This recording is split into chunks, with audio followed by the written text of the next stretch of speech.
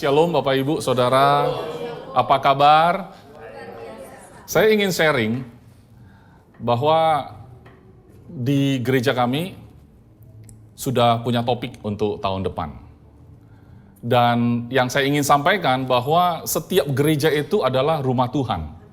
Gereja apapun, karena mereka dibangun di atas dasar bahwa Yesus adalah Mesias, tidak ada yang lain. Gereja apapun. Dan setiap tahun, di setiap gereja, artinya kalau saya gambarkan gereja adalah rumah, di setiap rumah-rumah itu punya topik, di mana di sana itu ada orang tuanya di sana, untuk membimbing sebuah keluarga seperti itu. Jadi apapun tema di sebuah gereja, kita hargai itu sebagai perpanjangan dari mulut Tuhan, bahwa Tuhan ingin menyampaikan kepada keluarga di tempat itu, untuk 1 tahun ke depan. Bertumbuh bersama-sama sepanjang tahun 2023 dan meneruskan perjalanannya di tahun 2024. Saudara excited enggak? Tahun 2024 kita udah mau masuk. Iya. Tapi apa kabar tahun 2023-mu? Anak saya di sini ya, biasanya saya datang sendirian terus ya, ini anak saya. Anak saya ini tanpa alasan tiba-tiba bisa ucapkan thank you daddy gitu aja. Emang kenapa? Ya thank you aja dia bilang gitu. Iya thank you untuk apa? Ya thank you aja gitu. Nggak ngapa-ngapain pun ya. Orang tua itu melakukan tanggung jawabnya menurut dia udah terbaik gitu ya. Tapi belum tentu orang yang menerima itu sudah rasa terbaik gitu. Tetapi ketika dia bilang ya thank you daddy, nggak tahu alasannya apa, thank you aja. Maka sebenarnya yang feel good itu sebenarnya bukan daddy-nya sih. Karena tergantung ya, dedinya kalau tukang GR ya mungkin. Katanya love language-nya itu word of affirmation. Berarti ada kekurangan di dalam diri dedinya, jadi butuh pengakuan dari anaknya. Thank you daddy, daddy sudah lakukan yang terbaik, terus dia bangga gitu ya. Tetapi kita punya daddy God ya. Dia tidak punya love language word of affirmation, artinya dia itu tidak merasa dia jadi Tuhan kalau kita puji-puji. Kalau kita sanjung-sanjung baru dia jadi Tuhan, enggak. Waktu saudara tidak kenal dia pun dia sudah Tuhan. Waktu saudara komplain-komplain soal Tuhan pun dia sudah Tuhan. Saudara menyesali kehidupanmu seperti ini, apapun yang terjadi dalam hidupmu, Anda kesel sekali, mungkin marah juga sama Tuhan, dia tetap Tuhan. Apapun yang kita lakukan jungkir balik gitu ya, kita mau puji, kita mau marah, kita mau mengeluh, kita mau menyembah, dia tetap Tuhan, saudara. Apapun yang kita lakukan tidak akan mengubah posisi dia. Jadi yang feel good kita. Kalau kita memuji Tuhan, thank you Tuhan, yang feel good kita sebenarnya. Betul enggak? Jadi saya yakin ya, kalau anak saya Ken kata thank you daddy, itu ya dia merasa dia ingin ekspresi aja. Ya. Kalau dari sisi saya juga nggak merasa saya daddy yang terbaik juga, ya saudara. Dan isu tentang daddy ini sudah menjadi sebuah masalah yang timbul di dalam hidup manusia secara umum. Saya tidak bicara soal orang Kristen saja. Saya nggak tahu, saya anggap ini fiktif aja, ya. Saya nggak tahu ini kisah nyata atau enggak, tetapi saya yakin dan percaya. Untuk anak yang kehilangan ayahnya itu tidak mudah sama sekali. Dan saya nggak tahu latar belakang kita masing-masing ya. Ada orang yang punya keluarga utuh, punya ayah, punya ibu. Tetapi kehadiran ayah atau daddy itu mungkin saja tidak terjadi dalam hidupnya. Dan kalau itu terjadi, saudara, mengakibatkan cara dia menjalani hidup itu berbeda antara satu anak dengan anak yang lain. Dan kenapa kita kenalan dengan teman, kita bilang, kenapa kawan ini nggak masuk akal sama sekali. Saya nggak bisa masuk ke nalar saya, kok sifatnya kayak gitu. Tapi saudara nggak tahu apa yang dia alami, bukan? Betul nggak? Singkat cerita, sebenarnya beberapa bulan yang lalu saya terpikir tentang tahun 2024. Dan tahun 2023 ini, saya dari Medan, saya pindah ke Jakarta, istri dan anak saya itu masih di Medan, saudara. Dan tahun depan rencananya mereka pindah secara full. Memang saya ada pulang ke Medan sih, cuman di hari-hari biasanya saya merasa saya jadi anak rantau ya.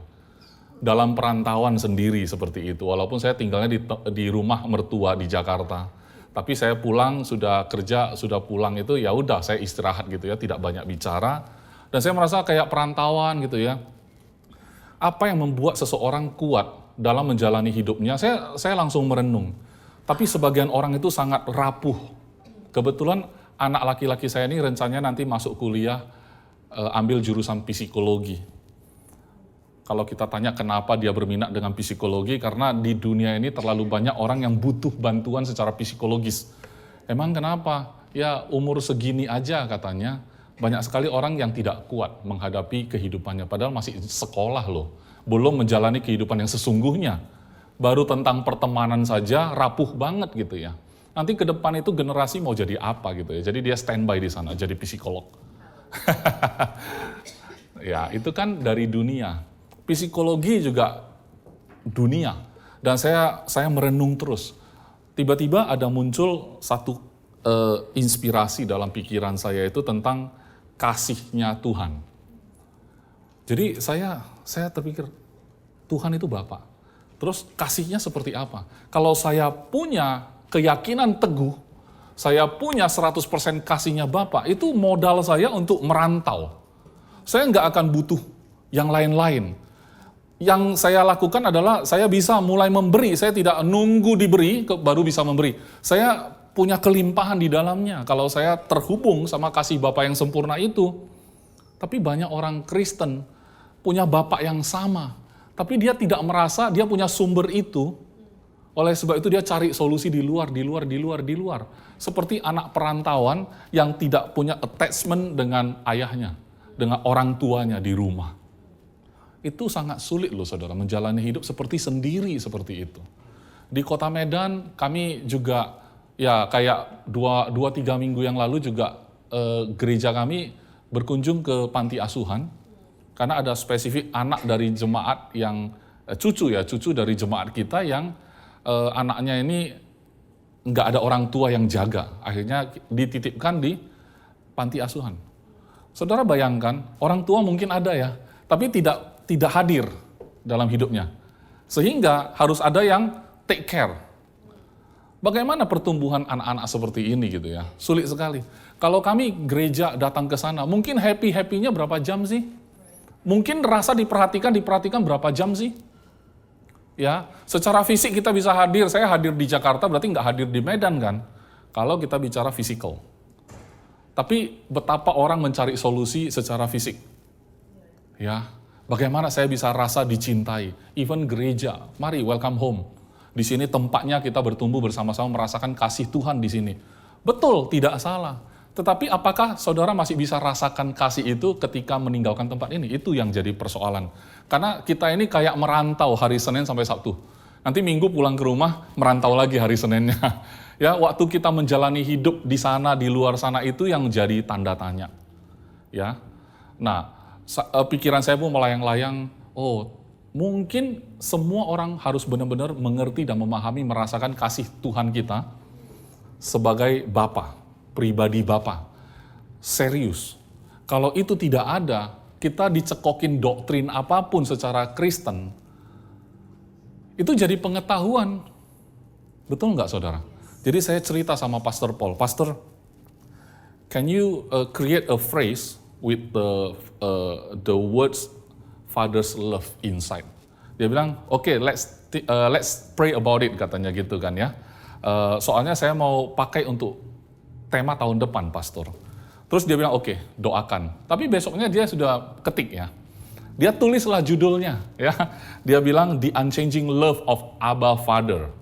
Maksudnya kan saya minta pendapat untuk dijadikan tema tahun depan. Udah dia kasih pendapat dong. The Unchanging Love of Abba Father. Saya bilang thank you Pastor. Dan saya tidak pakai itu. Akhirnya saya putuskan untuk Agape Grace Family di Kota Medan. Gereja kami punya tema tahun depan adalah Heart of the Father. Hati Sang Bapa. Ya, hati Sang Bapa ini sangat penting untuk kita kenali, saudara. Bukan hanya untuk AGF Medan, tetapi untuk seluruh anak-anak Tuhan harus mengerti hati Sang Bapa. Saya tahu di luar sana begitu banyak pengajaran-pengajaran tentang hati Bapa, mungkin juga ada yang tentang kepriaan dan lain-lain gitu ya. Mencari tahu di masa lalu kita punya background seperti apa, didoakan, bahkan pelepasan lagi loh saudara. Ya, Karena kita harus mengampuni Bapak kita yang biologis. Mungkin dia tidak baik terhadap kita. Dan itu menimbulkan luka yang dalam. Dan kita diminta untuk mengampuni. Sebut namanya, panggil, ampuni dia. Sampai nangis-nangis, saudara. Kenapa? Untuk memikirkan hal yang menyedihkan, tentu sedih dong. Namanya juga disuruh ingat hal yang menyedihkan, ya tentu sedih. Apalagi difokuskan ke sana, pasti sedih. Nah, sayangnya, kalau hamba Tuhan melayani pelepasan seperti itu, disuruh ampuni papamu. Dan dia bilang, oh iya papa, aku ampuni engkau. Guling-guling tuh, sampai muntah. Kalau dia muntah, kita hamba Tuhan menganggap, wah sudah lepas itu iblisnya. Tapi percaya saya, 2 bulan, 3 bulan kemudian disuruh ingat lagi bapaknya yang ngecewain dia, pasti muntah lagi. Namanya juga disuruh ingat-ingat terus yang gak enak ya. Iya kan? Kalau disuruh ingat-ingat terus ya teringat ya, fokus ke sana ya tentu feel-nya gak good dong. Betul nggak? Jadi tugas gereja bukan untuk mengingatkan kamu terhadap masa lalumu, amin? Karena masa lalu kita itu, saya juga punya masa lalu, kalau saya cerita apa gunanya? Betul nggak? Apa gunanya? Saya lebih tertarik menceritakan kasih Tuhan kepada kita yang mengubahkan hidup kita. Di Jakarta saya merantau. Masuk ke kantor, makan siang, saya lihat teman saya kiri, kanan ada yang bawa bekal loh saudara. Ada yang bawa bekal. Saya lihat di tasnya nggak ada bekal, cuma ada laptop. Buka lagi, tetap aja ada laptop, nggak ada yang lain. Kita doain pun tetap aja laptop, nggak ada bekal gitu loh. Karena nggak ada yang sediain gitu loh. Kemudian saya pun cari orang lain, enggak ya? Enggak. Maksudnya cari kantin gitu ya. Ya cari makanan lah gitu ya. Tapi bekal-bekal yang dimaksud itu kan untuk kebutuhan-kebutuhan kita itu ya. Saudara bisa bayangkan kalau ada orang yang perhatiin kita. Ada orang yang supply. Ada orang yang mempersiapkan sesuatu sehingga kita itu nggak berkekurangan nih gitu ya. Maka betapa indahnya hidup kita kan. Tapi nyatanya kan nggak seperti itu. Semuanya kita harus siapin sendiri ya kan. Even orang berikan bekal pun belum tentu kita suka. Saya lihat bekal teman saya kadang-kadang dia bagi-bagiin tuh. Nggak habis dia. Kita yang nggak dapat bekal pengen banget gitu ya. Seperti itu orang yang nggak punya orang tua, dia merindukan punya orang tua gitu ya. Tapi ada yang punya orang tua lengkap, tapi dia bilang lebih baik orang tua saya nggak ada daripada orang tua saya kayak gini. Dia nggak bisa terima keberadaan orang tuanya. Jadi dari dulu kalau orang itu konseling ya, ribut sama papanya, ribut sama keluarganya gitu ya, itu dia bakal cerita, kamu nggak tahu pastor. Papa saya itu bisa maki-maki saya dengan sebutan binatang. Pastor nggak tahu sih gitu ya. Gimana ya kalau saya suruh ampuni bapaknya? Susah loh itu. Ini anak perempuan lagi loh. Kalau anak cowok sih masih mending ya. Anak perempuan dimaki-maki seperti itu. Saya nggak ada cara lain selain saya bilang, sebenarnya kamu emang tahu papamu hidupnya kayak apa waktu kecil sampai besar. Mungkin dia juga nggak ada pattern yang bagus juga sih. Ya, pasti dia bilang, itu dia terhadap kamu sekarang sudah lembut loh. Dulu pasti dia lebih parah. Oh iya, persis dia pernah ngomong gitu. Saya terhadap kalian ini sudah cukup toleran ya. Dulu papa waktu jadi anak nggak bisa kayak gitu ya. Jadi dia punya perbandingan dari yang lalu-lalu itu. Dianggapnya ya sudah benar, orang nggak ada contoh yang lain. Saudara, kabar baik dari firman Tuhan hari ini ya. Kita nggak perlu mencontoh dunia. Bahkan apapun yang saudara alami di masa lalu saudara, itu pun bukan patokan. Itu yang kita harus pahami bersama-sama. Karena saya merasa hidup kita ini perantauan kok. Ya, istri saya bikin bekal juga tetap. Maksud saya gini, selama kita masih hidup di atas muka bumi ini, terlepas dari saudara punya keluarga secara biologis ya, secara fisikal saudara punya keluarga, punya orang tua, punya istri, punya pasangan, punya anak gitu ya. Tapi selama kita masih hidup di dunia ini, kita ini sebenarnya merantau. Emang saudara pikir kalau saudara beli rumah, sertifikatnya hak milik, saudara bukan merantau? Saudara tinggal di rumah itu, sertifikatnya hak milik pun, itu merantau. Kenapa? Suatu hari saudara harus pulang. Itu kan rumah Saudara, rumah singgah itu. Saudara lagi merantau, kita semua lagi merantau ini. Tapi orang yang merantau, ada yang benar-benar teguh. Ada yang benar-benar berhikmat. Ada yang benar-benar menjalani kehidupan itu luar biasa. Ada yang bergumul terus. Nah, sekarang tiba waktunya pulang nanti. Apakah kita puas dengan hidup kita atau kita menyesali apa yang kita jalani gitu ya? Harapan saya, doa saya, tidak ada satupun dari kita, karena kita adalah anak-anak Tuhan, sepanjang kita masih hidup di atas muka bumi ini, tidak ada yang kita sesali. Amin. Mari kita mulai masuk ke firman Tuhan. Ini soalnya sebuah privilege bagi saya, GBC menutup tahun dengerin khotbah dari saya gitu ya. Ini sebuah kehormatan, saudara. Bahkan saya tidak menutup tahun di gereja saya sendiri, tapi saya ada di GBC. Artinya apa? Artinya GBC juga gereja saya sendiri sekarang. Amin ya. Oke, kita akan mulai di Roma 8 ya. Roma 8 ayat 14 sampai 16. Saudara, setiap kali kita diberikan satu tema setahun ke depan, saudara jangan merasa seolah-olah ya memang setiap tahun pasti ada tema. GBC juga enggak ada pengecualian, pasti ada tema. Dan setiap tahun ya begitu aja udah gitu loh. Tapi saya rasa janganlah saudara sia-siakan, karena tema itu benar-benar Tuhan taruh di hati seorang gembala gitu ya. Kemudian diberitahu, disampaikan. Mari kita masuk ke dalam tema tersebut, mengalaminya bersama-sama, bertumbuh bersama-sama. Sebuah kesaksian, tentu saya berani bersaksi bahwa Agape Grace Family juga kita bertumbuh bersama-sama. Banyak sekali yang terjadi. Tema apapun yang dilempar, ada saja orang yang tidak nangkep. Tapi selalu ada orang yang nangkep dan merasakan itu nyata. Tapi ada yang enggak gitu loh. Ya cuek aja, cuek gitu ya. Apapun temanya cuek gitu ya. Kalau saya bukan tipe yang begitu. Saya merasa sayang sekali ketika Tuhan sudah berikan tema ke kita. Itu makanan kita loh. Kok enggak kita lahap aja. Makan gitu ya. Setahun ke depan makan itu. Saya enggak akan sia-siakan. Bahkan 2 tahun yang lalu, kalau nggak salah, 3 tahun yang lalu kalau nggak salah, semasa COVID itu ya, waktu itu saya istirahat ya, off. Saya bilang saya nggak mau gembala dulu lah.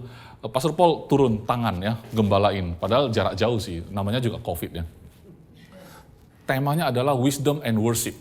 Wow, saking merasakan itu, worship and wisdom itu. Worship and wisdom. Sampai saya itu ekspresikan tulis lagu, saudara. Ya, suatu hari nanti kita putar, jangan suruh saya nyanyi ya. Oke, kita masuk aja dulu ya, nanti kita lanjut lagi. Roma 8 ayat 14 sampai 16, semua orang yang dipimpin Roh Allah adalah anak Allah katanya. Saudara, kalau kita, tadi saya bilang kita adalah anak Allah, sebenarnya hidup kita itu dipimpin Roh Allah, bukan dipimpin yang lain. Di dunia ini banyak sumber, saudara. Kalau kita kerja, kita punya atasan. Atasan kita pasti kita anggap orang yang lebih superior. Berarti apapun yang dia titahkan berarti ya valid untuk dikerjakan gitu ya. Kemudian juga nanti ada berita. Ada kejadian. Ada informasi. Itu semua bisa menuntun hidup kita, memimpin kita. Tapi pertanyaannya adalah, itu Tuhan udah kasih rohnya untuk mimpin kita. Itu jauh lebih berharga. Itu jauh lebih penting. Karena itu adalah ciri-ciri definite characteristic of children of God. Anak Allah itu punya karakteristik yang paling jelas, yaitu hidupnya dipimpin Roh Allah. Amin. Ayat 15. Sebab kamu tidak menerima roh perbudakan yang membuat kamu menjadi takut lagi. Tetapi kamu telah menerima roh yang menjadikan kamu anak Allah. Oleh roh itu kita berseru, ya Aba, ya Bapa. Kita semua tahu, kata Aba berarti dekatnya kita seperti Dedi, panggilan Dedi, Papa gitu ya. Bukan ayah, kalau ayah umum sekali. Ya Aba, ya Bapa, kita udah tahu. Terjemahan ya Aba, ya Bapa ini cuma 3 kali muncul. Dan anehnya memang kenapa di 3 tempat itu dia tidak terjemahin, dia tetap pakai bahasa asli, Aba gitu ya. Oke. Roh itu katanya bersaksi bersama-sama dengan roh kita bahwa kita adalah anak-anak Allah. Oke, kita sudah pernah baca ini. biasa aja. Pokoknya saya udah tahu roh Allah ada bersama saya adalah anak Allah, oleh karena itu saya panggil ya Aba, ya Bapa gitu ya. Tapi sebenarnya itu sebuah privilege yang lebih dari yang kita ketahui, saudara. Kenapa? Coba resapi ya saudara ya. Karena ini Tuhan, Dia yang ciptakan bumi. Oke? Dia maha kuasa, Dia maha tahu, Dia maha sempurna, Dia maha mulia, Dia maha segalanya. Dia maha segalanya, saudara. Kalau presiden, itu adalah presiden. Tuhan adalah Tuhan. Saudara, kalau presiden adalah presiden, itu memberikan manfaat untuk semua rakyatnya, betul ya? Tuhan adalah Tuhan, memberi manfaat kepada semua manusia. Tuhan ciptakan matahari, semua ada. Untuk siapa? Semua orang, betul nggak? Iya, dia tetap Tuhan. Tuhan tetap Tuhan, tapi punya manfaat untuk semua orang. Presiden ada presiden, punya manfaat untuk semua masyarakat, rakyat. Tapi kalau presiden itu bapakmu, beda kan ceritanya? Betul nggak? Ya memang kalau presiden tetap presiden.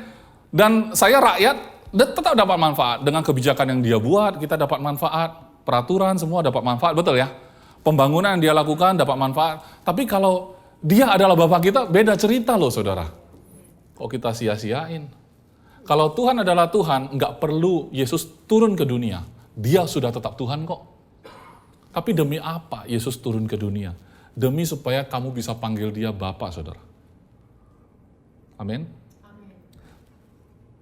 Di dalam kekristenan, satu-satunya yang Tuhan itu diperkenalkan sebagai seorang Bapa.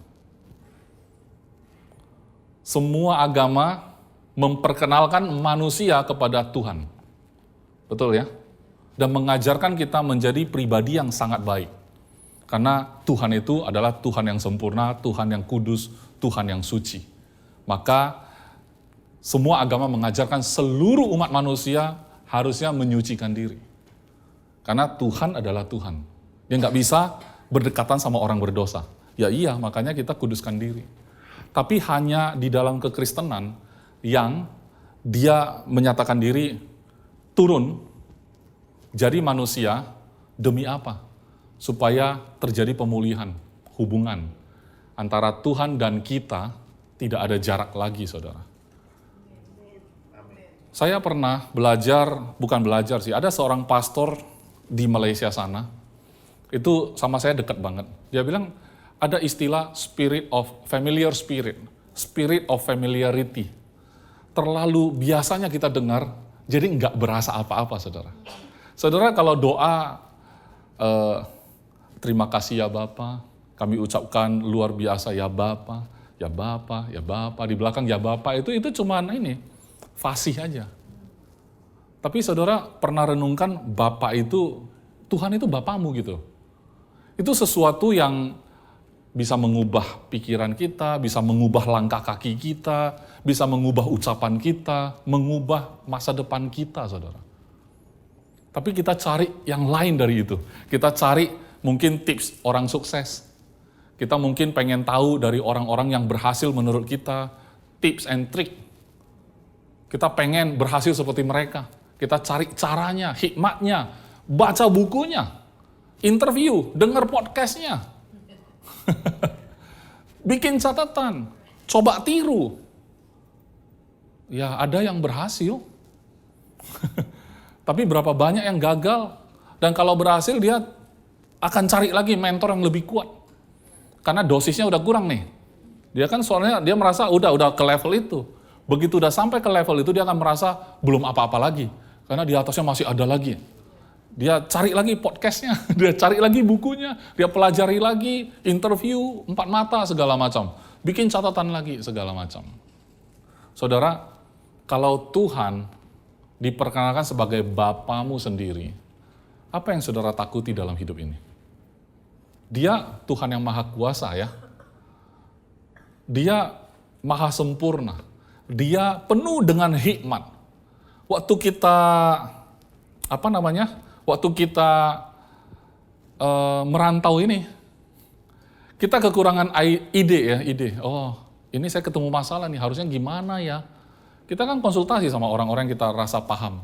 Tapi padahal kamu punya satu privilege untuk bicara sama bapamu. Anak tadi aja bicara sama bapaknya. Bapaknya diam, orang nggak ada bapaknya. Pastor, saya juga coba-coba bicara sih sama Tuhan. Tapi rasanya Tuhan juga diam. Nggak ada suara Tuhan gitu ya. Kenapa? Karena kita pengen bapak secara fisikal. Kita pengen segala sesuatu yang kelihatan. Itu problem. Tahun 2023, gereja kami judulnya, temanya adalah See the Unseen. Melihat yang tidak kelihatan. Semua orang merindukan semua yang bisa dilihat. Kalau saya disebut sukses, kalau misalnya saya bilang, saudara percayakah engkau bahwa engkau adalah orang sukses? Pasti saudara bilang amin. Tapi begitu pulang keluar dari ruangan, pasti saudara melihat apa yang kelihatan mata. Ya, belum sukses sih, pastor, tapi saya percaya. Lihat lagi, ya belum sukses sih. Tapi saya percaya. Mata kita merindukan yang kelihatan, saudara. Ya, kalau saya bilang Tuhan adalah Bapamu, bicara sama dia, saudara nggak puas pasti. Kenapa? Nggak kelihatan. Saudara lebih puas kalau kelihatan. Betul ya? Itu sebabnya ada gereja. Masalahnya kalau pastor saudara berdiri di sini, saudara lihat dia sebagai bapak, nggak sosoknya. Nggak sempurna dia, udah pasti. Saya ya pikir saya sudah sangat cinta sama anak-anak saya. Tapi apakah sempurna? Udah pasti nggak usah tanya deh. Nanti kalau dia jawab saya sakit hati. Ya, artinya apa? Artinya nggak mungkin apa yang kelihatan, yang sementara kata firman Tuhan, yang kelihatan mata sementara. Yang tidak kelihatan itu kekal. Tapi kita cari yang sementara ini. Sangat sementara. Udah saya bilang kan, sertifikat hak milik. Saudara kan tinggalkan juga, udah bangun gedung, bangun hak miliknya, milik saya loh, SHM-nya ada nama saya nih. Begitu mati ditinggal juga, berarti pulang ya. Jadi ini merantau ini sebenarnya. Oke, Yohanes 3 ayat 1 sampai 13. Mari kita masuk. Yohanes 3 ayat 1 sampai 13. Adalah seorang Farisi yang bernama Nikodemus. Ini terkenal sekali ya. Seorang pemimpin agama Yahudi. Ia datang pada waktu malam kepada Yesus dan berkata, "Rabi, kami tahu bahwa engkau datang sebagai guru yang diutus Allah. Sebab tidak ada seorang pun yang dapat mengadakan tanda-tanda yang engkau adakan itu, jika Allah tidak menyertainya." Nikodemus punya satu identifikasi. Dia mengidentifikasi ini beda ini. Ini rabi, itu pasti diutus Allah. Karena nggak ada satupun yang bisa lakukan apa yang dia lakukan. Ini tanda-tandanya kelihatan banget gitu ya. Berikutnya, Yesus menjawab katanya, "Aku berkata kepadamu, sesungguhnya jika seorang tidak dilahirkan kembali, ia tidak dapat melihat kerajaan Allah." Ya. Lucu sih, Nikodemus menceritakan bahwa aku yakin kamu ini diutus Allah. Tanda-tandanya jelas sekali. Tapi Yesus malah menjawabnya dengan kalau tidak dilahirkan kembali tidak bisa melihat. Jadi Nikodemus melihat tanda. Tapi Yesus menjelaskan bukan itu yang harusnya kamu lihat. Kerajaan Allah yang kamu lihat itu nggak bisa kelihatan kalau kamu tidak dilahirkan kembali. Maksudnya. Berikutnya, kata Nikodemus kepadanya, bagaimanakah mungkin seorang dilahirkan kalau ia sudah tua? Ya, mata saya agak... Dapatkah ia masuk kembali ke dalam rahim ibunya dan dilahirkan lagi? Saudara lihat, percakapan Nikodemus dan Yesus itu kerap kali sama seperti waktu kita berhadapan sama Tuhan juga kok. Kenapa Nikodemus dan juga murid-murid Yesus sama aja? Mereka selalu bicara yang kelihatan. Waktu Yesus bilang dilahirkan kembali, otaknya langsung berpikir secara fakta, masa saya sudah tua begini dilahirkan kembali, gimana caranya? Masa masuk ke rahim lagi? Itu fisik. Itu sebabnya kita orang Kristen seringkali itu seperti harapannya ini, doa minta ini, resolusi 2024. Biasa akhir tahun begitu. Resolusimu apa? Ya, kemarin kita ngobrol ya, anak perempuan saya di Taiwan video call sama adiknya. Ken, resolusimu 2024 apa? Resolusimu apa? Dia tanya. Terus saya di samping iseng ya, saya bilang, resolusi 200 megapiksel. Habis itu buyar, nggak jadi bahas ya. Terus saya lihat postingan teman saya tadi pagi, dia bilang, resolusi 2024, komitmen, perubahan apa, segala macam 2024. Dia bilang, apalagi yang baru? Mau apalagi yang baru? Sebenarnya baru itu cukup sekali, hidup udah berubah. Ya, yang ngomong juga bukan orang Kristen. Soalnya gini loh, orang bikin resolusi setiap tahun loh.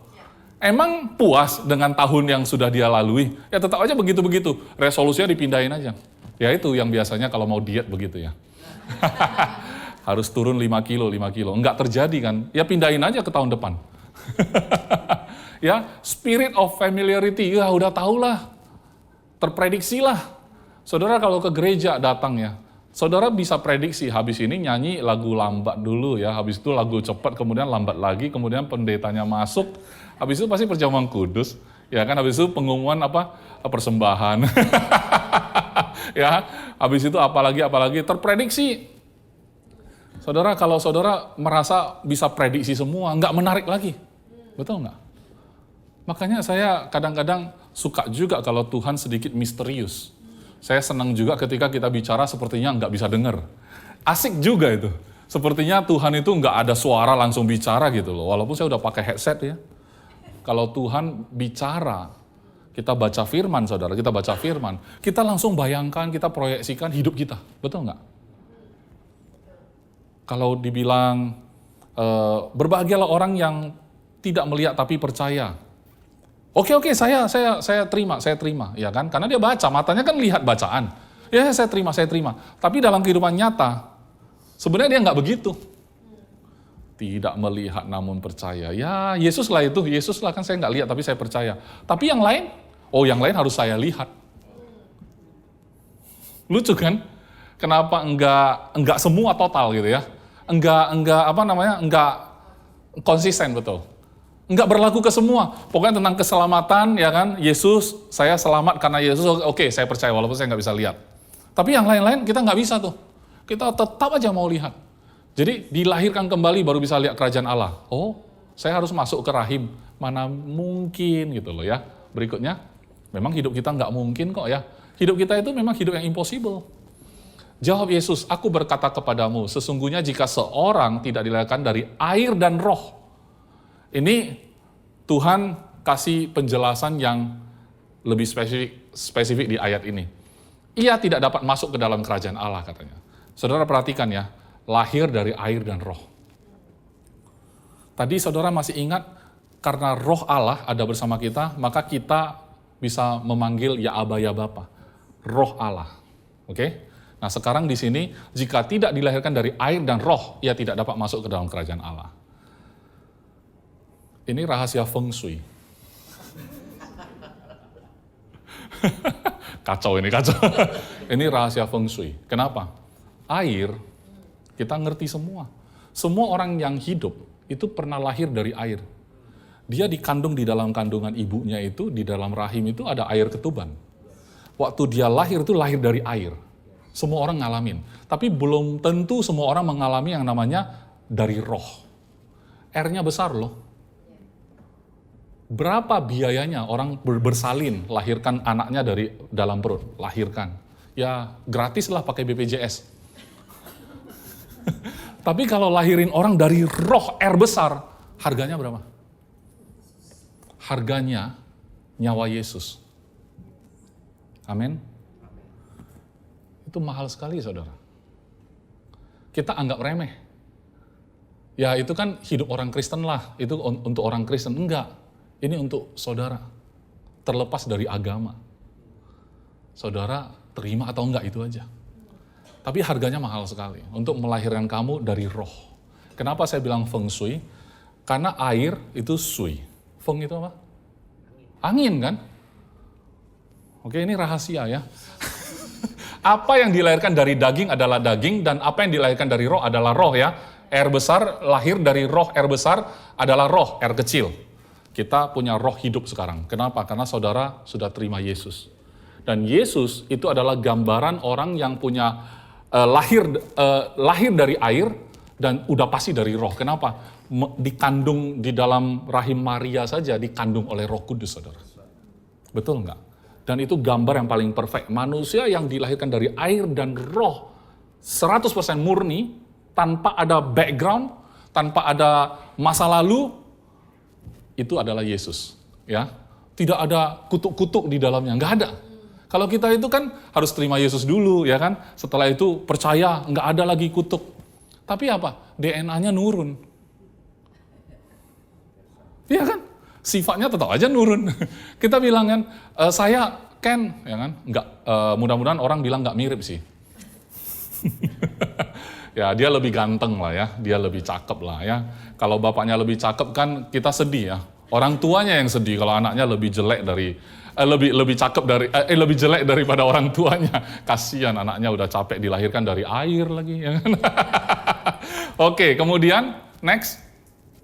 Rahasia Feng Shui ini, hati-hati. Janganlah engkau heran karena aku berkata kepadamu, kamu harus dilahirkan kembali.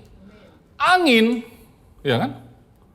Angin bertiup kemana ia mau dan engkau mendengar bunyinya, tetapi engkau tidak tahu dari mana ia datang atau kemana ia pergi. Demikianlah halnya dengan tiap-tiap orang yang dilahirkan dari roh, ya. Saya pakai ayat ini aja udah bisa bicara Hong Shui nanti ya, Feng Shui sama teman-teman ya. Kamu tahu nggak Feng Shui itu ada di Alkitab? Tidak ada lagi Feng Shui yang lebih baik daripada kamu lahir dari air dan dari roh. Roh itu diibaratkan kayak angin. Ya, orang yang lahir dari roh seperti itu. Kamu nggak bisa buktikan apa-apa, tapi kamu bisa tahu dia bertiup. Bertiup kemana? Kemana ia mau. Orang yang dipimpin roh Allah. Kita diarahin kok. Saudara sebenarnya, saudara tahu kok waktu saudara itu bebal. Ngaku aja lah. Nggak usah sampai pastornya bilang, aku dengar dari Tuhan, kamu ngeyel gitu. Nggak usah. Saudara pun tahu saudara sudah ngeyel. Betul nggak? Sebenarnya roh itu mengarahkan kamu kok. Iya kan? Cuman kadang-kadang kamu butuh dikonfirmasi sekali lagi. Makanya kadang-kadang khotbah ya kan, Pastor Lita khotbah, iya itu aku memang harus berubah. Padahal sebenarnya tidak perlu tunggu Pastor Lita. Tapi syukur Pastor Lita berdiri bisa konfirmasi itu. Kan gitu ya. Tapi seandainya tidak terjadi konfirmasi, saya mau bilang hari ini supaya konfirmasinya sekali untuk selamanya ya. Tombolnya ditekan aja sekali ya. Saat saudara tahu saudara ngeyel, itu sebenarnya saudara sudah tahu sendiri kok. Ya, kita datang ke gereja bukan untuk dikoreksi-koreksi sebenarnya. Kita datang ke gereja itu untuk bersama-sama merayakan Tuhan kan. Perayaan. Nggak perlu, saya suka pastornya kalau khotbah nampar. Nampar apa? Saudara butuh sensasi tampar kan? Nanti kalau pendetanya khotbah tidak nampar, saudara rasa nggak bagus khotbahnya. Karena yang saudara cari itu tamparan-tamparan. Sebelum saya khotbah, saya diskusi sama anak saya yang perempuan di Taiwan. Saya chat dia, Kelly, namanya Kelly. Kelly, Dedi besok mau khotbah soal hati sang bapa. Mau masuk dari mana ya, Kel? Dia bilang masuk dari orang yang punya daddy issue. Jadi daddy issue. Sekali lagi ini bukan dari firman Tuhan, saudara ya. Dia langsung bantu saya search di Google, saudara. Saya mau bacain ya. Apa yang dia tampilin di Google ya. Orang yang punya daddy issue katanya, fear of abandonment. Takut ditelantarkan ya. Ya. Having a hard time trusting men. Tapi ini banyak sekali yang soal cewek sih. Perempuan dengan masalah bapak. Ya. Dating older men. Ini jangan merasa tersinggung ya kalau yang pasangannya terpaut jauh usianya. Bukan, ini dari Google ya. Bukan firman Tuhan juga, jangan khawatir. Ini Google. Ya, jangan merasa tertuduh ya, tertampar dengan Google. Jangan. Jealousy katanya ya. Apalagi chooses emotionally distant and unavailable man. Ya nyari-nyari yang nggak ada gitu ya. Kemudian constantly need reassurance. Selalu nggak yakin ya. Kamu sayang nggak sih sama aku? Sayang. Masa? Iya. Serius. Kok kayak enggak?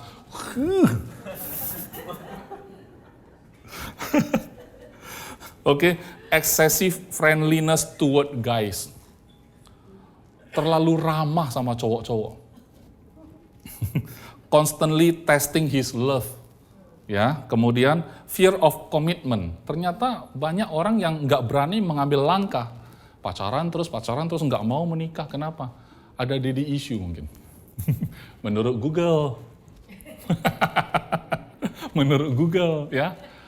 Kalau dibilang benar atau enggak, itu kenyataan. Banyak kejadian begitu memang. Kalau diperiksa, dirunut ke belakang, memang masalah sama figur ayah. Figur ayahnya tidak pernah menjadi contoh dalam hidupnya. Jadi dia bingung, nggak ada pegangan. Ya dia cari pegangan tentunya. Tapi begitu dia dapat pun, orangnya tepat atau tidak pun, ya dia merasa ini harapan dia. Ya udah saya bergantung aja sama dia. Tapi goyah, gampang goyah. Ada terjadi sedikit masalah aja, nah tuh kan, itu ya saya udah curiga itu. Saya udah curiga. Pantesan hati saya nggak enak dari awal gitu kan. Akhirnya udah selesai, tapi dia coba lagi yang lain, coba lagi yang lain. Nggak pernah berani komitmen. Ya. Nah kemudian, overly needy for attention and validation. Ya. Berlebihan pengen perhatian. Ya. Kemudian anxious and overbearing. Khawatir, tapi bisa juga sombong gitu ya. Jadi saya tanya, Kelly, ini kan kayaknya anak perempuan semua ya, kalau anak laki-laki daddy issue itu kayak apa? Oh, menurut saya sih, laki-laki yang ada daddy issue, biasanya dia sok macho katanya. Sok macho. Saya bilang, kenapa? Ya karena dia merasa dia udah protek mamanya. Dia mau protek semua wanita, cie. Intinya saya mau bilang, orang yang dengan daddy issue itu ada kekosongan. Tapi nggak apa-apa. Disitulah tempatnya Tuhan mengisi, karena dia Bapamu. Amin. Nggak apa-apa. Spare itu tempat, izinkan Tuhan jadi Bapamu di sana. Kenapa? Kamu nggak usah bandingkan, seandainya papaku kayak dia, kan aman hidup saya. Jangan. Kenapa? Karena terlalu banyak perempuan, itu sebenarnya mencari daddy di dalam pacarnya. Dia bukan mau cari suami, dia mau cari daddy, kosong. Ya, makanya dia demand kalau bisa suaminya itu figurnya bapak. Perhatian dikit aja udah kelepek-kelepek. Karena nggak dia dapat. Tapi bayangkan kalau anak perempuan dilimpahi kasih sayang dari seorang bapaknya benar-benar sayang sama dia nggak merasa butuh perhatian. Karena dia mendapatkan melimpah. Betul kan? Jadi agak sulit jatuh cinta memang. Tetapi kalau orang yang tepat pasti dia jatuh cinta juga, ya.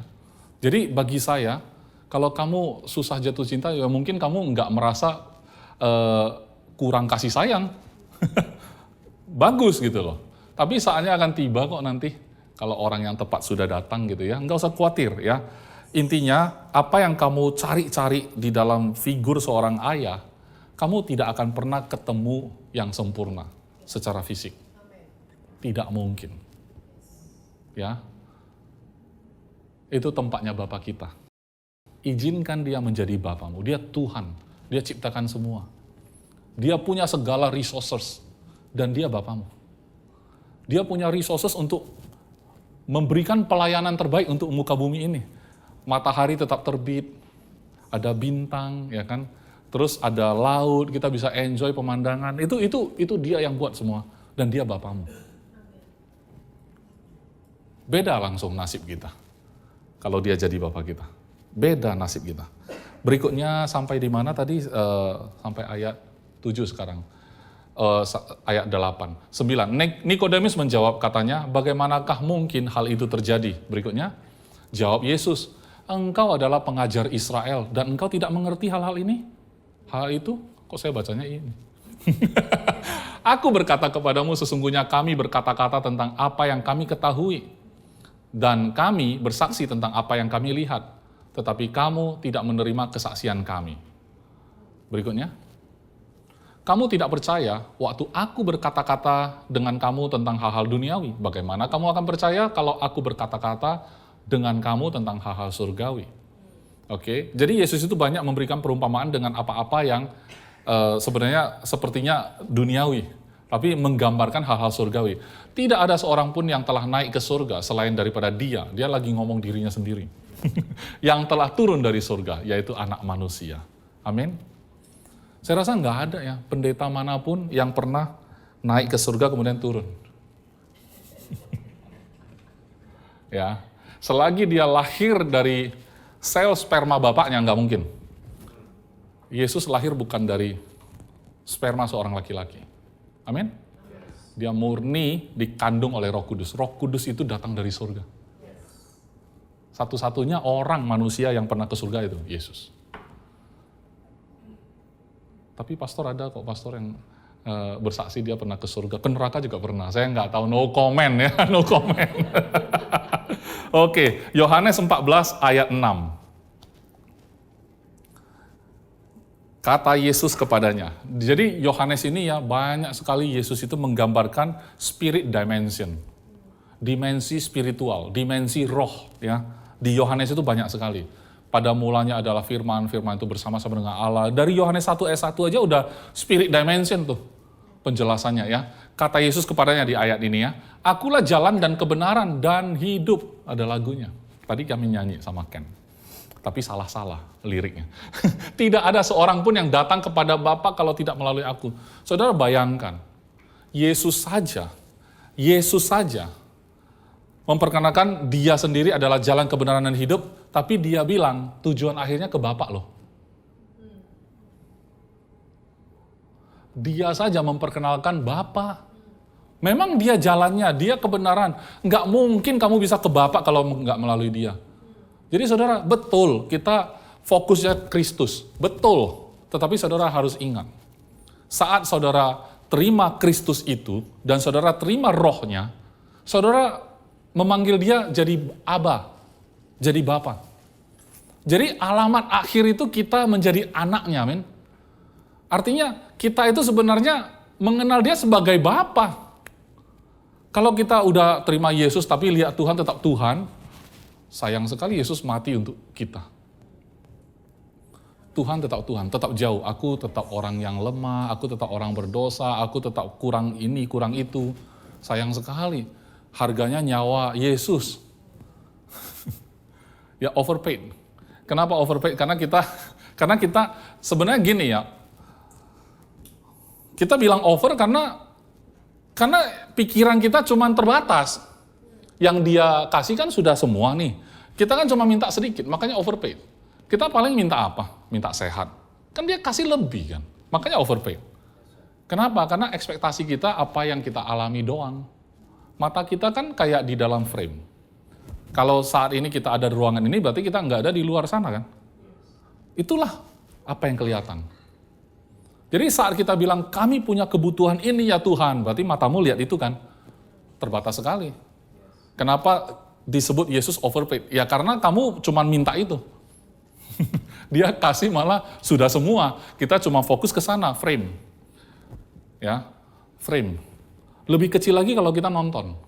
Kalau sekarang mata kita kan bisa berapa derajat nih? Bisa sambil ngintip-ngintip lah sebelah sini ya. Bisa ngelihat sampai sini. Yang belakang udah nggak bisa tuh. Tapi kalau film lebih kecil lagi, cuma segini. Betul nggak? Cuma segini. Tapi itu pun bisa mengubah hati kita. Nonton film aja bisa bikin kita nangis lah, bisa bikin kita terbawa-bawa lah, padahal dalam frame doang loh. Frame aja. Kecil sekali. Itu sebabnya saya nggak heran ketika orang diperhadapkan satu masalah, sepertinya seolah-olah hidupnya hancur. Orang yang punya hidup, pengen akhiri hidupnya. Hanya masalah yang dalam frame. Padahal Alkitabnya, kan di sini layar, frame juga. Orang nggak punya hidup bisa dapat hidup. Tapi kalau kita bukan di firman, kita frame terus dalam hidup. Orang yang punya hidup pengen dibuang tuh hidupnya. Tapi kalau dalam firman Tuhan, orang nggak punya hidup dikasih hidup. Sekarang pertanyaannya pilih yang mana, saudara? Kita anak Tuhan loh. Ya, kalau dunia bisa ngubah pola pikir kita, kenapa firman Tuhan nggak bisa? Ya, omongan orang bisa mengubah rasa berharga kita. Komentar netizen bisa bikin artis bunuh diri. Kenapa? Komentar Tuhan tentang dirimu nggak bisa membangkitkan hidupmu. Tuhan berkomentar tentang dirimu, bahwa dia mengasihimu, dia peduli sama kamu, dia datang untukmu, dia mati untuk kamu. Berulang kali saya bilang, kalau dunia ini semuanya enggak berdosa, cuman kamu seorang yang berdosa, Yesus tetap turun kok untuk kamu. Betapa sayangnya dia sama kamu. Kalau sebesar itu kasih Tuhan, kenapa itu nggak bisa mengubah hidupmu? Kenapa komentar segelintir orang bisa mengubah hidupmu sampai yang punya hidup malah pengen diakhiri, saudara? Ya sebenarnya anak saya nggak perlu masuk ke psikologi lagi sih. Kenapa? Solusinya sudah ada. Tapi itu jalan masuk. Mau cari psikolog sini, yang diberitakan Yesus. Oke, dan kemudian saya akan akhiri di Yohanes 16 ayat 25 sampai 28. Semuanya ini kukatakan kepadamu dengan kiasan. Akan tiba saatnya aku tidak lagi berkata-kata kepadamu dengan kiasan, tetapi terus terang memberitakan Bapa. Saudara, apa enggak aneh? Yesus bilang, memberitakan Bapa. Datang kita memberitakan Yesus ya. Yesus bilang dia memberitakan Bapa dengan terus terang. Tapi sebelum ini baru baru kiasan. Ya, nanti akan datang waktunya. Jadi hari ini bukan lagi zaman Yesus ada di bumi. Hari ini Roh Kudus pun sudah ada di dalam kita. Waktu Yesus ngomong begini, Yesus masih ada di bumi.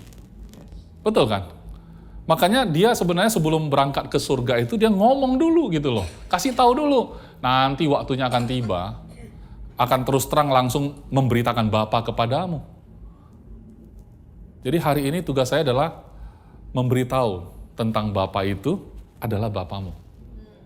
Amin. Roh Kudus Tuhan sudah ada di dalam dirimu. Saya cuma ngasih tahu kok saudara. Saya nggak bisa hembuskan, kemudian Roh Kudus baru kamu terima. Nggak bisa. Saya bukan authorized dealer. Ya kan? Bukan agen tunggal pemegang merek, bukan. Saya nggak punya kuasa untuk kalau saya hembus, nanti Roh Kudus masuk ya. 1, 2, 3, hembus. Enggak. Karena kalau kamu terima Yesus, Roh Kudus tinggal dalam dirimu. Itu kuasa dia, bukan kuasa kita. Ya, amin. Kemudian ayat 26. Pada hari itu kamu akan berdoa dalam namaku, dan tidak aku katakan kepadamu bahwa aku meminta bagimu kepada Bapa. Karena sebenarnya Yesus pernah berdoa syafaat. Bahwa kalau kamu doa dalam nama Yesus, maka Yesus akan minta kepada Bapa, karena mereka sudah ada dalam aku, dengarkan mereka. Jadi Yesus itu kayak perantara, enggak. Yesus sudah kasih tahu di penghujung sebelum dia naik. Ini kata-kata dia ya, bahwa dia tidak lagi mengatakan kepadamu bahwa aku meminta bagimu kepada Bapa. Enggak, ya. Ayat 27, sebab Bapa sendiri mengasihi kamu. Amin. Bapa sendiri mengasihi kamu. Karena kamu telah mengasihi aku dan percaya bahwa aku datang dari Allah. Ayat 28, aku datang dari Bapa dan aku datang ke dalam dunia, aku meninggalkan dunia pula dan pergi kepada Bapa. Amin. Bapa sendiri mengasihi kamu. Bapa sendiri mengasihi kamu. Tidak ada pakai perantara lagi. Ngelihat kamu, dia seperti ngelihat Yesus anaknya yang sempurna. Tidak ada keraguan sedikit pun, jangan ada keraguan sedikit pun dalam hidupmu, bahwa Bapa melihat kamu itu masih ada kurangnya. Itu tipuan. Lebih dari itu semua tipuan. Amin. Ya pastor, tapi aku kan banyak salah. Iya, saya tahu, dia pun tahu. Tapi saat dia lihat engkau, karena dia adalah Bapamu, maka dia melihat engkau persis seperti Yesus. Tidak lebih, tidak kurang. Nggak bisa lebih juga sih. Tapi tidak kurang. Ya, mengenai kelakuanmu, mengenai apa yang kau kerjakan tidak sempurna, itu bicara tentang relationship, bukan tentang religion lagi. Itu relationship. Kalau anak saya tetap anak saya. Anak saya tidak sempurna gimana? Ya tetap anak saya. Saya bapaknya juga nggak sempurna, ya tetap bapak juga kan. Itu nggak pernah bisa digoyahkan lagi. Apapun yang terjadi, saudara. Jadi mari kita merantau dengan hati yang teguh. Mari kita teruskan perantauan kita di atas muka bumi ini. Kita ini sama-sama merantau. Kita ketemu di perantauan nih. Dan kita punya sumber yang sejati. Sumber itu adalah Bapa kita sendiri, bukan orang jauh. Bukan Tuhan yang sulit dijangkau, atau Tuhan yang tidak berkenan sama kita, bukan. Yesus mengatakan bahwa Bapa sendiri mengasihi kamu. Dia memberitakan Bapa dengan terus terang hari ini. Setiap firman Tuhan yang kita dengar sepanjang 2024 nanti, saudara harus punya pemikiran, punya pemahaman, punya pandangan, saya benar-benar tidak ada yang kurang lagi. Apapun yang Tuhan ngomong, saya tinggal terima aja. Tidak ada lagi barrier, tidak ada lagi yang perlu saya timbang-timbang. Ya saudara, semakin cepat kita memahami ini, semakin tanda petik beruntung. Saudara lihat anak-anak di sekolah minggu, namanya Fun Church, kemudian micin, kemudian ibadah umum, ya kan? 3 ya berarti ya pastor ya. Fun Church, micin, dan ibadah umum. Saudara bayangkan kalau anak-anak kita yang begitu masih kecil usia mereka lebih dulu tahu bahwa Tuhan pencipta langit dan bumi adalah Bapa mereka. Saudara bayangkan perantauan mereka panjang bersama Bapa. Mereka lebih panjang. Kita di ibadah umum nih, duduk. Kita sulit menerima. Dikasih tahu, timbang-timbang dulu. Ini nggak pernah dengar kayak gini. Jangan-jangan ini sesat ya. Wah, ya ini nggak betul. Ya kan? Yesus datang, Tuhan jadi manusia. Gimana caranya? Dia mati, terus ganti dosa kita. Nggak mungkin. Tapi anak Fun Church ya. Yesus cinta saya, gitu kan. Polos banget ya.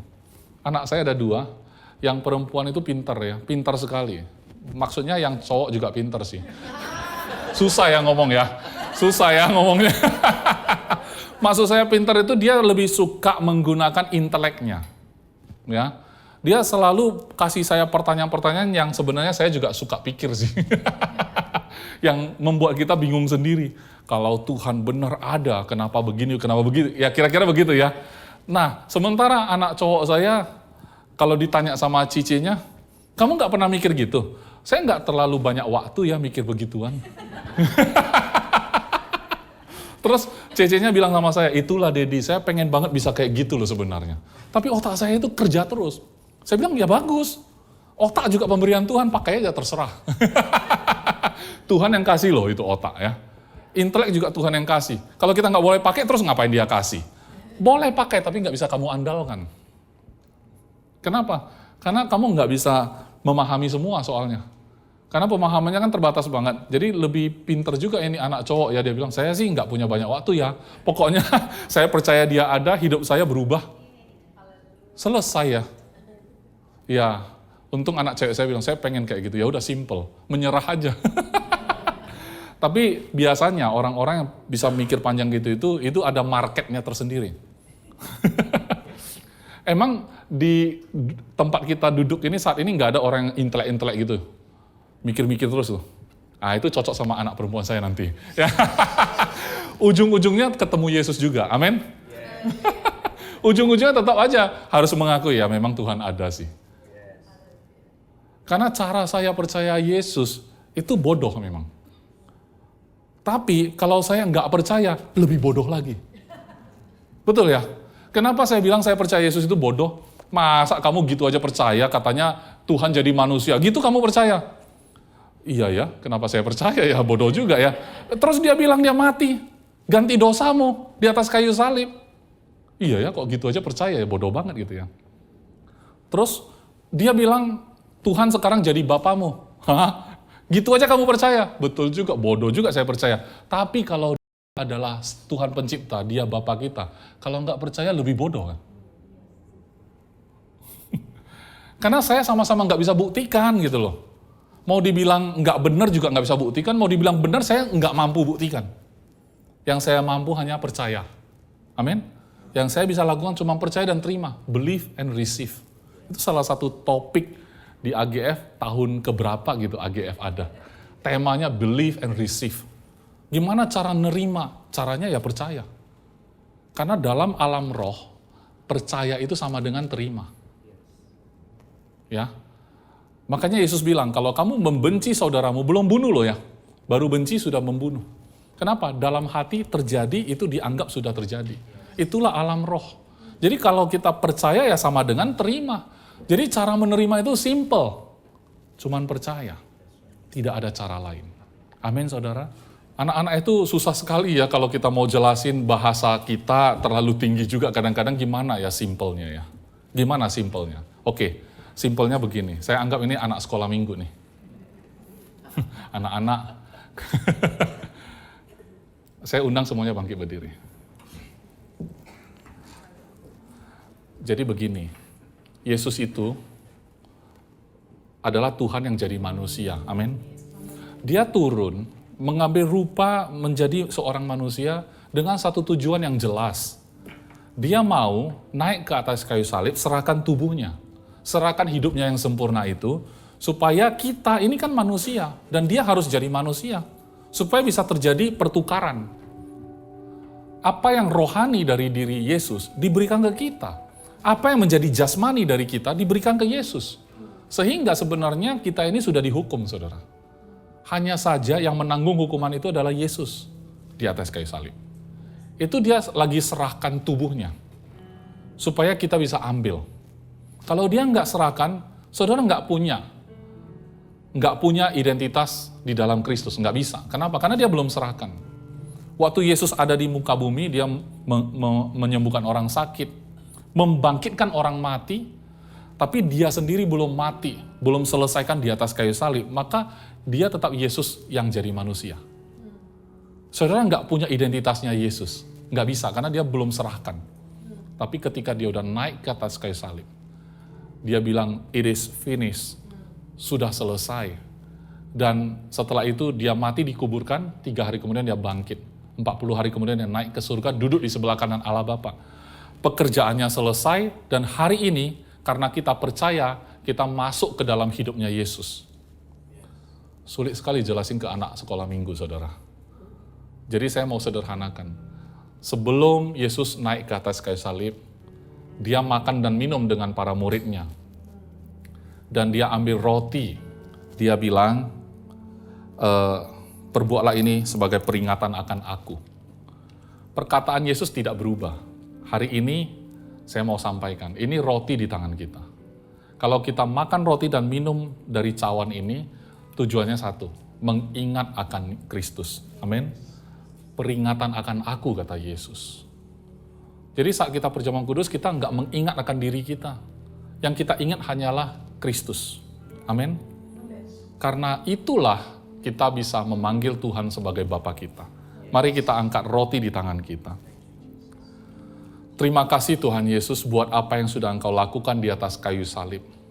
Saat Engkau ada di muka bumi ini, Engkau berjalan sebagai manusia, Engkau jalani dengan sempurna. Engkau penuhi seluruh hukum Taurat. Engkau tidak bercacat celah menjalani apa yang menjadi hukum Tuhan.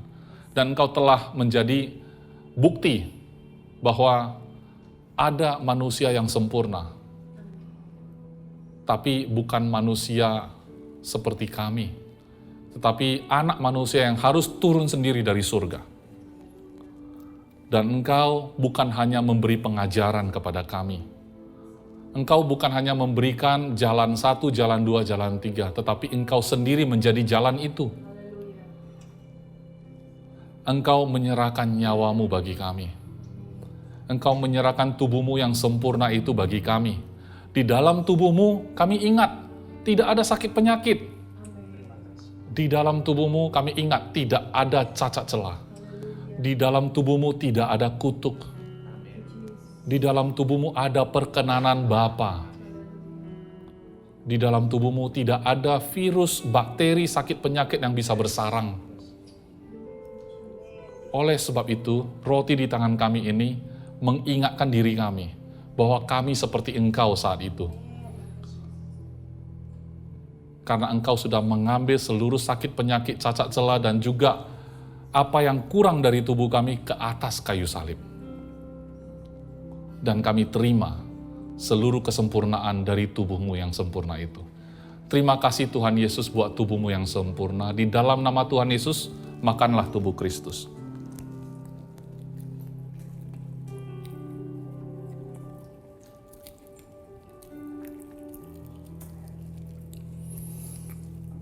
Cawan di tangan kita adalah darah Kristus. Ini juga yang dilakukan Yesus, bahwa darah ini dia curahkan bagi kita, dan darah ini menyentuh ke tanah. Oleh sebab itu, kita tidak berada di bawah kutuk lagi, bahkan kita diberikan identitas yang baru. Saya selalu berulang kali mengatakan, saat seorang dokter ingin memeriksa keadaan kita hari ini, dia akan ambil darah kita dan dia akan cek di lab. Dan segera dia tahu seperti apa kita saat itu. Hari ini, darah ini adalah darah Kristus, bukan darahmu. Saat ini dicek, maka dia akan ketemu, ini orang sehat, ini orang yang tidak bercacat, ini orang yang tidak ada sakit penyakitnya. Bahkan orang ini punya sifat-sifat DNA-nya Allah sendiri. Nah, seperti itulah DNA-mu. Dan itulah yang menjadi identitasmu. Dari darah, seseorang bisa dicek dan ketahuan dia anak siapa. Ini darah Kristus. Dari sinilah kita tahu kita anak Bapa. Dari darah Kristuslah kita tahu bahwa kita adalah anak dari Allah yang Maha Tinggi itu. Kita nggak mencari backingan, kita nggak mencari andalan di dalam dunia ini karena kita sudah punya. Kita sudah memiliki dan dimiliki oleh Bapa. Terima kasih Bapa.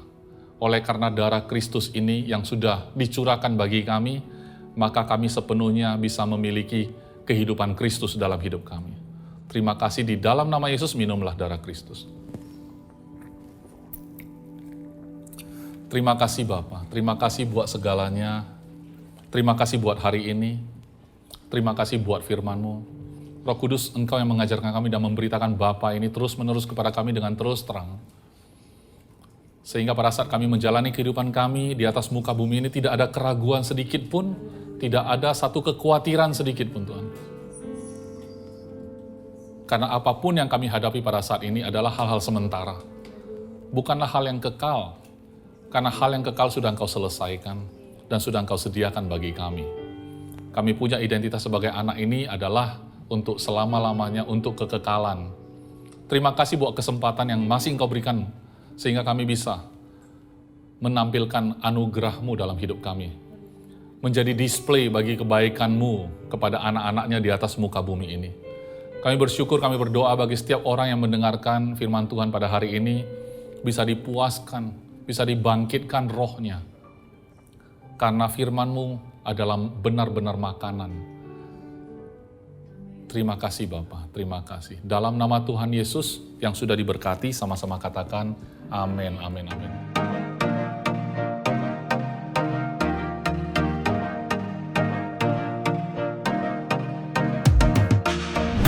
Terima kasih untuk saudara-saudara sekalian yang telah mengikuti ibadah GBC Jakarta bersama kami.